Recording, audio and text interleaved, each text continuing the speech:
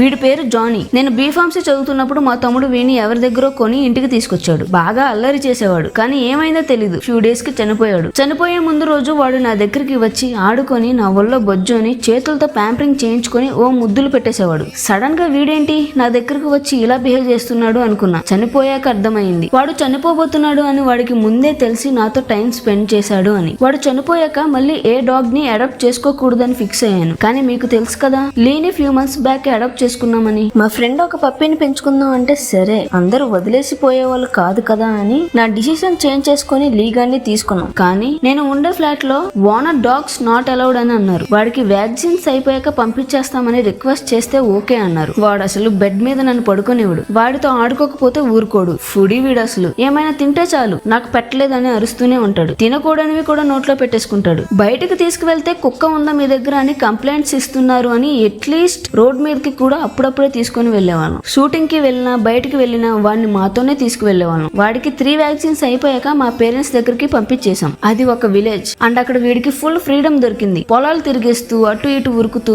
బాగా ఎంజాయ్ చేసేవాడు. నా దగ్గర ఫ్రీడమ్ లేదని మా పేరెంట్స్ వాడిని ఫ్రీగా వదిలేశారు. మా అమ్మకి హెల్త్ బాగోపోయినా నేను ఇంటికి వెళ్ళలేదు బ్రో. అలాంటిది వీడిని చూడడానికి వీక్లీ వన్స్ టైం సెట్ చేసుకుని వెళ్లి వాడితో టైం స్పెండ్ చేసేవాళ్ళం. కానీ వాడు ఒక కార్ యాక్సిడెంట్ లో చనిపోయాడు. నేను చాలా హర్ట్ అయ్యాను. ఫ్యూ మంత్స్ నేను వాడిని తలుచుకొని రోజు లేదు బ్రో. వాడిని మాకు ఇచ్చిన వాళ్ళు ఎంతో నమ్మకంతో ఇచ్చారు, కానీ ఆ నమ్మకాన్ని నిలబెట్టుకోలేకపోయాను. Sorry guys. ఎవ్వరు ఎప్పుడు ఎలా వస్తారో ఎలా పోతారో తెలీదు భయ్యా. ఉన్నంత వరకు హ్యాపీగా వాళ్ళతో టైం స్పెండ్ చేయాలని నాకు ఈ డాగ్సే నేర్పించాయి.